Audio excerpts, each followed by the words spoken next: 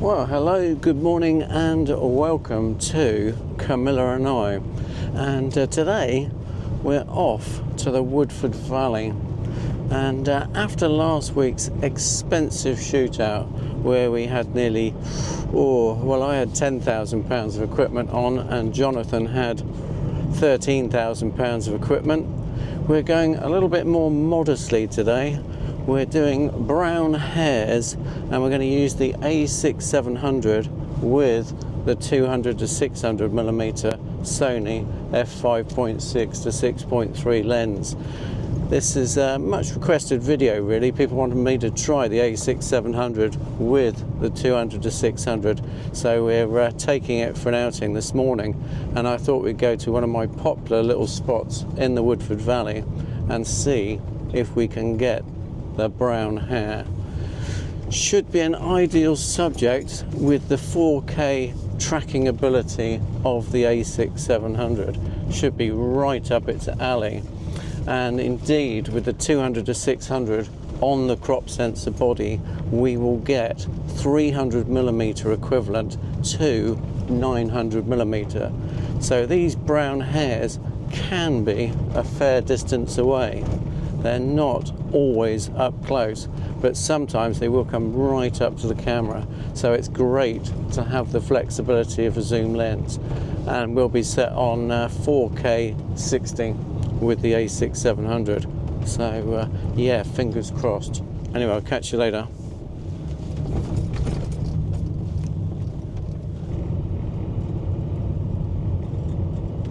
Well, as usual on Camilla and I, we like to keep things simple, and immediately we noticed that there was one brown hare literally just out the window. Quick, I'll show you what I mean. Quick flip you around.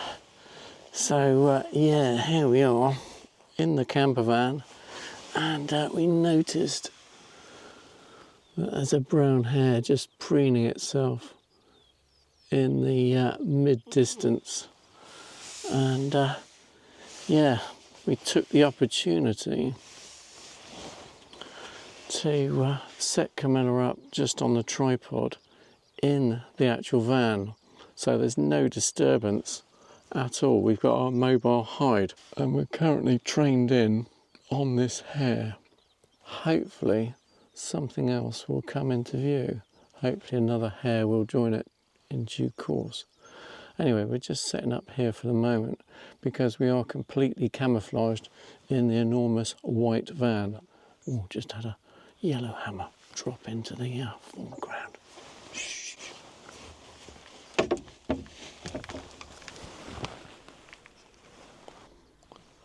Oh, beautiful yellow hammer. Just dropped. Male yellow hammer, and a female's joined her. Obviously female's just joined it as well. Obviously they're looking for a possible nest site, or indeed they've already got a nest site in this particular bramble in front. Anyway, yeah, back to the brown hares. That's what happens in wildlife. You get these little moments, and yeah, you just got to take the opportunities when you can. Well, just going to go a little bit further up the road and see if we can pull off the same trick to start with on this little session with the brown hares, because although we've got the one hare in view, it's just not moving. So yeah, boring hare. Ideally we want a pair.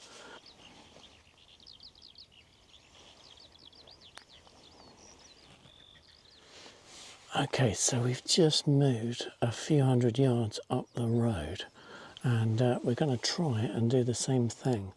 We're just letting the wildlife get acclimatised to the fact that there's an enormous white van turned up in their neighbourhood. Hopefully we'll pull off a similar trick. Well, that was an interesting little spell. Couple of red-legged partridge, not native to this country, but still quite a beautiful creature in its own right. Great bit of video from the van, and also now a wheat ear has turned up on the water trough in front. So interesting. Anyway, I'm going to disturb the red-legged partridge and get out the van now. So see you in a minute.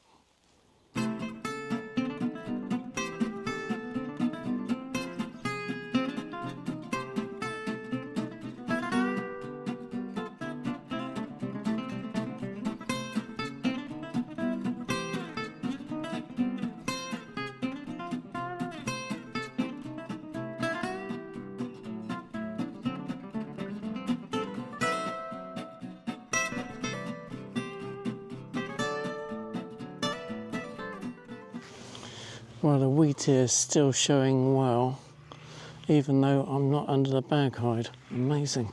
So, yeah, a few more bits of video of the wheat ear around the stone trough. Anyway, yeah, a few more subjects around now, so I'll get under the bag hide. And indeed, we've got a hare approaching in the distance. So we'll see if it will notice me under the bag hide. You still have to stay pretty still under the bag hide not to be noticed. Wow, we had somebody annoying turn up in a Ford car. You know who you are. Your exhaust is rattling. Anyway, it sent the brown hare off to the other side of the field. But if you are under a bag hide, make sure you do slow, considerate movements if you do get something come into frame outside of your peripheral vision. So try not to go rapidly to one spot like that, otherwise you may put things off. Anyway, we've already had some roe deer in the distance, so managed to get a little bit of footage of that for you. Quite nice. And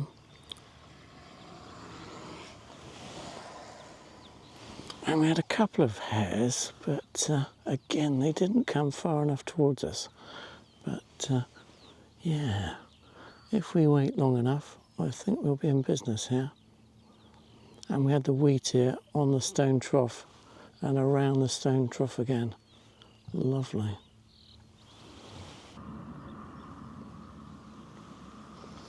Well, just had the first reasonably close brown hare in. So, yeah, came up a little bit towards me and then ran off down the valley. So, shame it didn't come on. Quite often they come on. Whether I moved too quickly under the bag hide, committed the error, I don't know. Anyway, it might have seen me, but I'm not sure. Have to review the video.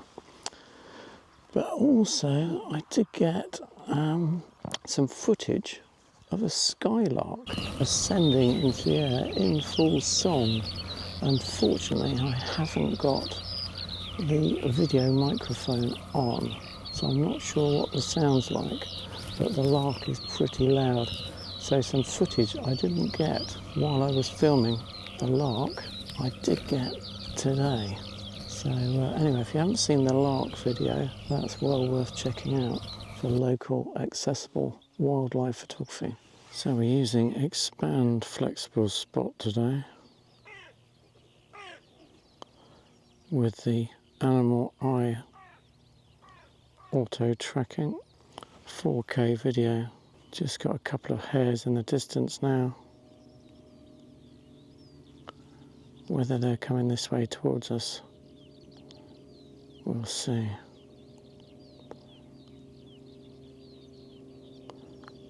They're very alert, these hares, looking out for any danger. Well, we just got one hare now that's gone to ground, only about 20 yards away, but it is just stationary now. If you haven't got a bag hide, don't worry with the brown hare, because it's not essential.